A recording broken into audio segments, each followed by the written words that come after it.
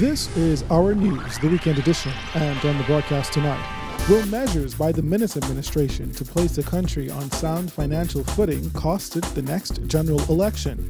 The Deputy Prime Minister weighs in. Plus, the country records its third homicide, the first on the island of Grand Bahama. And the opposition leader talks about the 2018 crime numbers.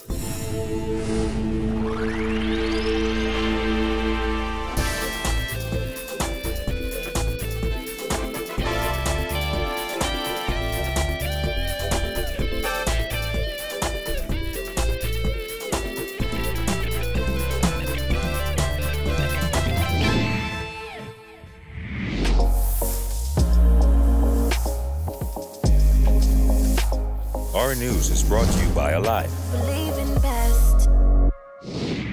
Good evening, I'm Andrew Knowles, and thanks so much for joining us. Topping the news this evening, Deputy Prime Minister Peter Turnquest admitting that the government's decision to tighten its spending and raise taxes as a part of its three-year fiscal plan puts the Free National Movement at a political risk when it comes to the next general election. However, he says despite the backlash, the Minnis administration is resolute in its plans to get the country's finances in order. Our Jasmine Brown leads us off tonight. Well, as a politician, I'm always concerned about the next election. But according to the DPM, placing the country on sound financial footing trumps winning an election. There's a more important and overriding responsibility as a government, and that is to ensure that we set the country on a course that is sustainable in the first instance, and that will put us on a more sound footing financially going forward. There's no doubt that the way that we had been operating the finances of the country is unsustainable. The growing, alarming growth in the deficit and in the debt is just unsustainable for the long term. And so we had to put in place some measures to try and get this under control. The fact is that administrations have taken the opportunity by the headroom that we may have had to push bills down the road and just hope that at some point it'll catch up. That is not a strategy. That's a hope. And that's not a way to run any finances, and certainly not to run a country. Since coming to office, the Minnis administration has insisted it has had to get the country's economy back on track through what they called a proper management of the country's finances. But the 2018-2019 budget saw an increase in value-added tax from 7.5% to 12%, a move that many criticized. Turnquest says while it may not have been popular, it was necessary. We are very focused about what we're doing. I know, as you indicated, there is political risk in doing that.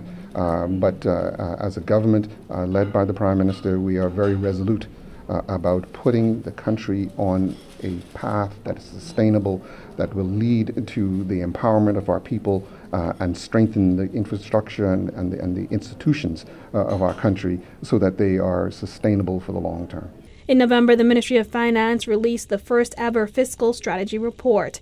The fiscal strategy report is a medium-term three-year fiscal forecast that sets the fiscal parameters and targets for the preparation of the government's annual budget. That report revealed that the government is projecting a 0.8% gross domestic product deficit in the 2019-2020 fiscal year.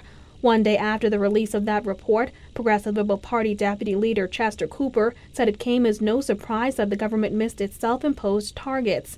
But Turnquest says the government is anything but disappointed. We are fairly comfortable where we are. Obviously, it's still a very tenuous situation. We are dealing with the backlog of arrears that continue to throw us off balance a bit.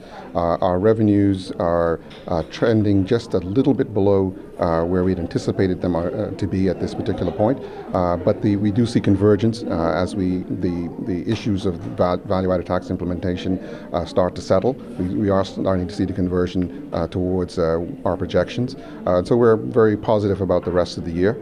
And we do still anticipate coming in on our projections, or very close to our projections. Reporting for Our News, I'm Jasmine Brown. All right, thanks a lot, Jasmine. From the crime beat, Grand Bahama recording its first homicide for the year after a man was shot to death overnight. Police were alerted to reports of gunshots in the area of East Atlantic Drive shortly after 12 a.m. Sunday. but when they arrived on the scene, they met the man's lifeless body.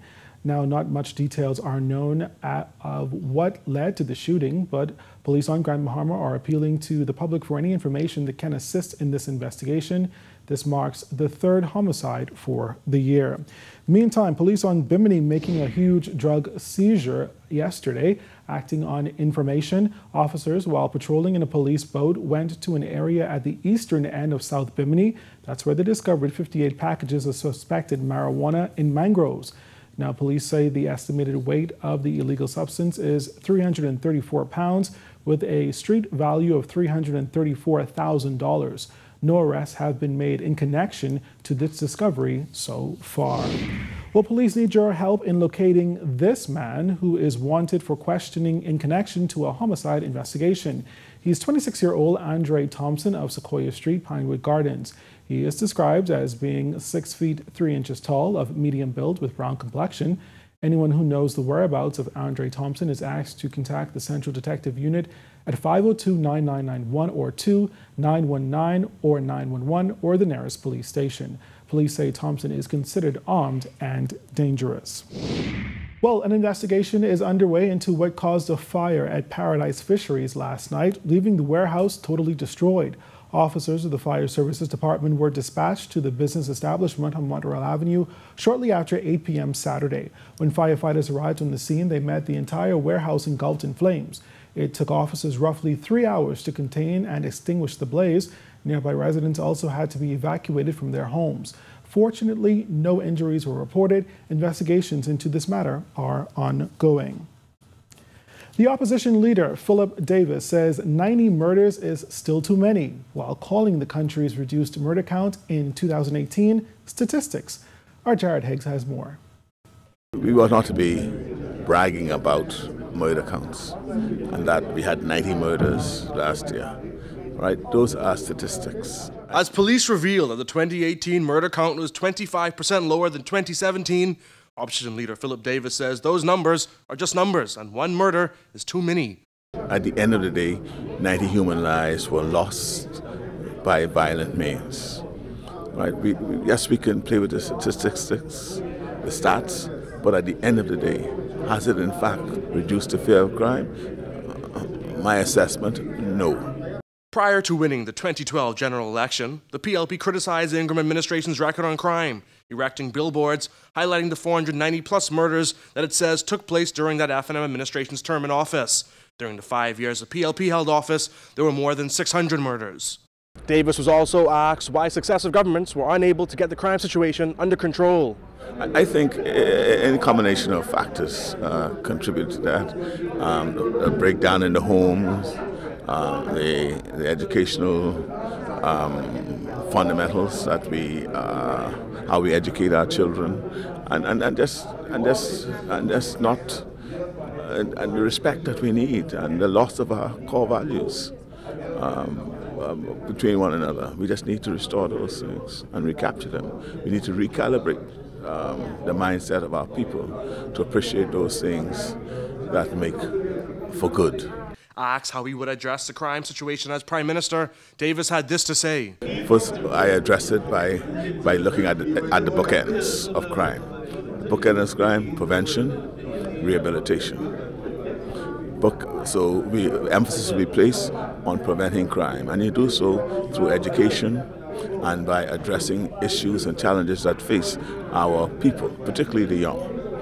Rehabilitation, we can't just, if someone falls afoul of the law, we cannot just throw them into a prison, leave them there to idle and just to in fact improve their criminal skills. Davis says instead, individuals who find themselves in prison ought to be taught the error of their ways. Rather to let them understand what it means to have fall afoul of the law, what is required of them as a citizen, what is their citizen's responsibility as such, and to rehabilitate themselves when they come out of